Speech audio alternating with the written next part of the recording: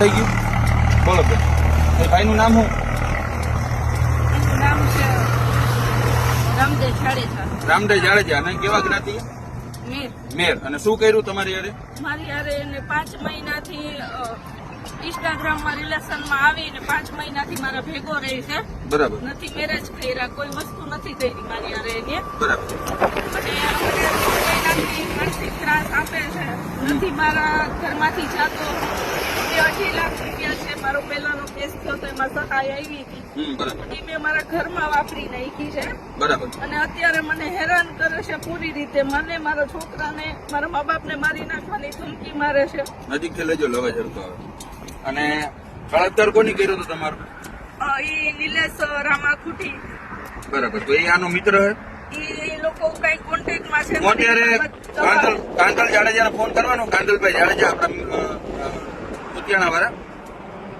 ત્યાં મેરનો છોકરો આવી રીતે આ બેનને હેરાન કરે છે. અને મને એવું કહે છે કે તું ખોટું બોલીને મારી લાઈફમાં આવી, તું પૈસાવાળી હતી, હું તારે પૈસાવાળી જોઈને આવ્યો તો મારી પાસે બધા સબૂત છે. મને મારી નાખવાની ને જેમ તેમ કરીને મારા જેવા તેવા વિડીયો બનાવીને મને બ્લેકમેલ કરે છે. નજીક લેવો એમ નહીં. આપણે વિડીયો સીધો રાખીએ. આપણે કાંતલભાઈ જાડેજાને ફોન કરશું કે આવી રીતે તમારા એરિયામાં ઘટના છે અને કોઈ પણ જ્ઞાતિની દીકરી હોય આવી રીતે થાય સારું ના કહેવાય. પછી કોઈ પણ જ્ઞાતિનો સામે હોય. હવે શું તમારું પગલું શું લેવાનું? મારે હું એની આગળથી છૂટી થાઉં તો મને મારી નાખવાની. એની ખારવા, એના છોકરીઓ બાયું બધી કોન્ટેક્ટમાં છે. એના ફોનમાંથી મને ખારવ્યું બધી ધમકી મારે છે. હું ધમકી મારે? તમે નહીં રહેવા દઈએ, પોરબંદરમાં નહીં રહેવા દઈએ. તે મારા રામ ઉપર આવું કર્યું, તેવું કર્યું. અને હું પણ મેરેજ કરેલું છું. મારા છૂટાછેડાનો કેસ ચાલુ છે. છૂટાછેડાનો કેસ ચાલુ છે. મારા ભાઈ નથી, મા બાપ ગરીબ છે. અને મને પૈસાવાળી જોઈને આવ્યો હતો. બરાબર. મેં એને આખી કહાની કીધેલી હતી કે મારા મા બાપ છે, ભાઈ નથી. અને હું અહીં આવાસમાં એકલી રહું છું મારા છોકરાને લઈને. તમે અત્યારે મને મળવા આવ્યા બરાબર? હા તો તમે કંઈક આમાં નિરાકરણ લેવા માટે જ આવ્યા હા બરાબર? હા. હું કાંતલભાઈ જાડેજાને ફોન કરીશ કે આવી ઘટના, મોબાઈલ ઉપર રાખી, આવી ઘટના તમારા એરિયામાં બને છે તો આ એક દીકરી છે અને આને ન્યાય મળવો જોઈએ. રામદેવ જાડેજા કળશ રહી છે. કળશના રામદેવ જાડેજા મેર મેર એ કોઈ પણ હોય, અમારો આયર હોય તો અહીંયા પાછી બેની ના કરવાનો હોય બેન દીકરી બરાબર. 5 મહિનાથી લગ્ન કરીશ, હમણાં કરીશ, નોકરી કરાર કરીએ એવું બધું કઈ અને મારા ભેગો રહી છે. હું એની પાસે રોકડા 50,000 રૂપિયા માંગુ અને 2 થી 2.5 લાખ રૂપિયા મારા ઘરમાં મેં વાપરી નાખ્યા છે. તો આવી ઘટના એક દીકરી ઉપર બને, મને મળવા આવ્યા, બેન એકલા આવ્યા, અને મારી ઉપર કેટલો ભરોસો હોય. એક દીકરી પોરબંદર થી મને મળવા આવી. 2 દિવસથી અમારું કોઈ નથી પોલીસ સ્ટેશનમાં કોઈ સાંભળતું. મારું ઘર અત્યારે બંધ છે. મારા ઘરની બાજુમાં એક માસી રહી છે. 4 દિવસ પહેલા એના ફોટા પાડી અને કહે છે કે વાયરલ કરીશ. આ માસી ખરાબ છે, બળવાઈ કરે છે. માસી એની લોકોએ નગરપાલિકામાં અરજી કરી છે રામદેવ જાડેજા બરાબર કે આ લોકો આવી રીતે બાયું દીકરીના ફોટા પાડી અને રામદેવ જાડેજા વાયરલ કરવાની ધમકી મારી. અને એ મારાથી બોલાઈ ગયું. મેં માસીને કીધું કે હા માસી સાચી વાત છે, ફોટા પાડ્યા છે. એમાં મને બહુ મારકૂટ કરી અને બહુ મારી ઉપર માનસિક ત્રાસ કરે છે. તમે ક્યારે મહિલા પોલીસ સ્ટેશનમાં અરજી આપી? ક્યાંય નથી આવી. કેમ? ડાયરેક્ટ તમારી પાસે તમારે અરજી આપવી જોઈએ કે ના આપવી જોઈએ? એમાં મને ધમકી છે કે હું કઈ પણ કરીશ તો મારા પૈસા વયા જાય અને બધી વસ્તુ. તમે રડો નહીં બેન, છોકરાને હેરાન કરે છે. તમે રડો નહીં.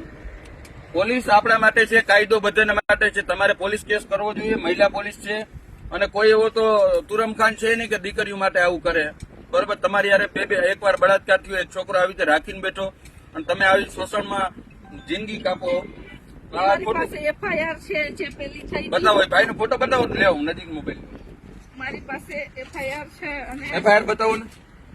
મને મારકૂટ કરી હતી. છોકરાએ દવાખાને દાખલ. છોકરો કોણ હે એ બતાવો આમાં. એ છોકરાનો ફોટો નથી મારી પાસે. હા તો FIR બતાવો. FIR બતાવું. અને રામદેવ જાડેજા આખા ગામમાં કહે છે કે મારી ઘરવાળી છે તો ખોટું બોલીને મારી લાઈફમાં આવી. ના 2 મિનિટ જરૂર. આ એક સેવાનું કામ છે. ભોગી ગઈ. હા FIR એક બતાવી દો. કે અંદર ગયા બધા પાવરો સંદર ને. હા બીજા હો પાછળના પાવર હાઉસ. આ FIR નજીકથી લેજો. બરોબર. અને મને મારી હતી ફોટા છે આંખમાં મારી દીધું છે. ફોટા ક્યાં છે ઈ? આ પેલું રવિ આંખમાં માર્યું હતું ને એ ફોટા છે. આ બેનની આંખ જો આવી રીતે શોષણ થાય એક દીકરી ઉપર.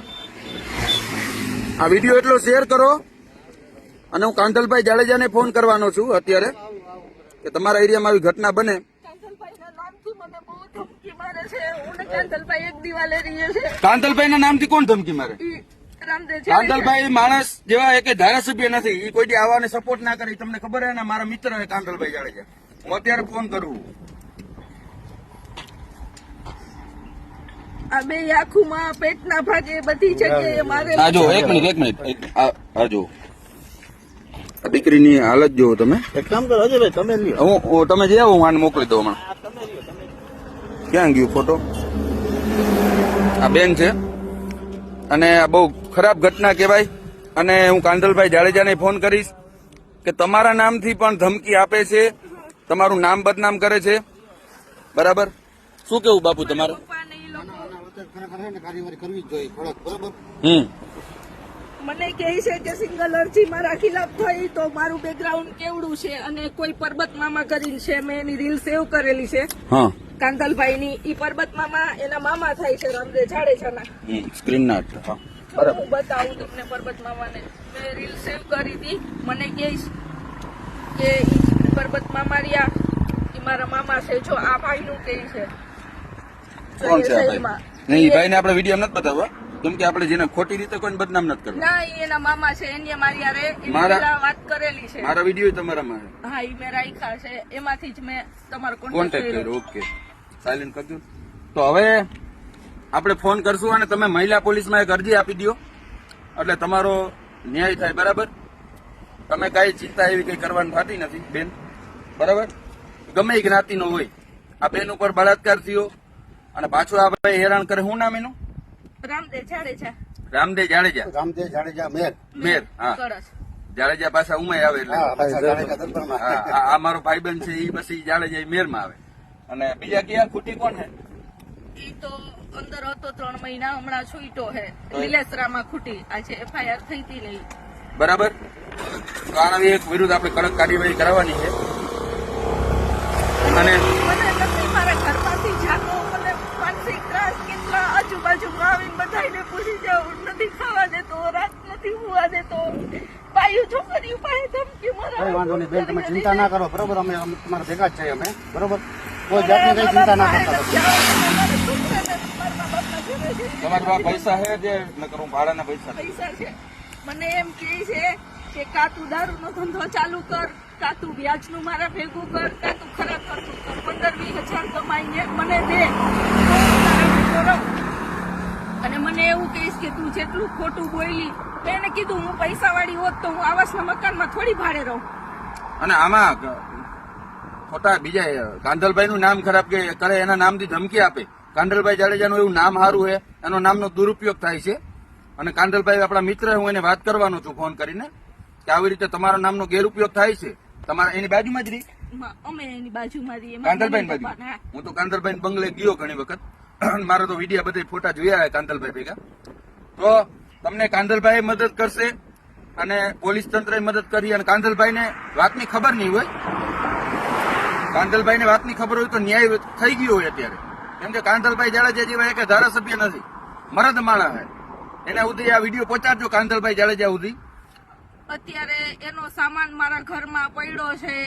હું એની પાસે પૈસા માંગુ છું, ઘણા બધા માંગુ છું. એના 2 ગાડલા છે મારા ઘરે, 2 ખુરશીયું છે ને 2 પાણીના બેરલ છે. તો મને સામાનની ધમકી મારે કે મારો સામાન તારા રૂપિયા દઈ દઈને ત્યારે જ મારો સામાન નીકળશે બહાર. મારા 50,000 રૂપિયા મેં કેસ આપ્યા. એ મને એમ કહીશ કે તું ગમે એટલા સાક્ષી લઈ આવી, તે તો કેસ આપેલા છે, એનું કોઈ સબૂત નથી, નહીં આપું તો તું શું કરી લઈ. અને એ પૈસા મને જે મારો પહેલો કેસ થયો તો એમાં સહાય આવી હતી 3-3.5 લાખ રૂપિયા. એમાંથી મેં 2-2.5 લાખ રૂપિયા એને જ મારા પૈસા વાપર્યા છે હરેક જગ્યાએ. આ બેન મને પોરબંદર થી દેવભૂમિ દ્વારકામાં મળવા આવ્યા હવે આનો ન્યાય કરો અને હું પોલીસ ફરિયાદ કરાવું અને કાંદલભાઈને ફોન મારે કરું. ન્યાય જોઈએ છે. મારા મા બાપ ગરીબ છે, મારો છોકરો એકલો છે, હું એનું ભરણ પોષણ એકલી પૂરું પાડું મચ્છીના ધંધામાં કામ કરીને, અને મને આ રીતે હેરાન કરે, નથી જાતો, નથી મેરેજ કરતો. શું લાગે હવે તમને આમાં? તકલીફ ત્યાં તમે મારા ભેગા આવો આવાસમાં જ્યાં રહું ને એ લોકોને સોસાયટી બિલ્ડિંગ વાળાને પૂછો કે મને કેટલી ને શું તકલીફ છે. આજે કેટલા દિવસ પછી પરમ દિવસે એની વાડીએ કળચ ગયો ત્યારે હું બહાર નીકળી હઈ કે મને બહાર નથી નીકળવા દેતો, મારો મોબાઈલ જટી લે છે, મને આપણે આનું કોઈને શું ફોન કરવાનું? નથી કરી દેતો. ચાલુ રાખો. શું કરવાનું અહીંથી? એક તો પોલીસ ફરિયાદ કરાવી દે. મહિલા પોલીસ હા, પોલીસ ફરિયાદ કરી. પેલા મહિલા પોલીસમાં બેનને ફરિયાદ કરાવી દો અત્યારે, મહિલા 181 માં, અને કાંતલભાઈને ફોન કરું છું, અને આગળ શું થાય હું તમને જાણ કરીશ. જય દ્વારકાધીશ.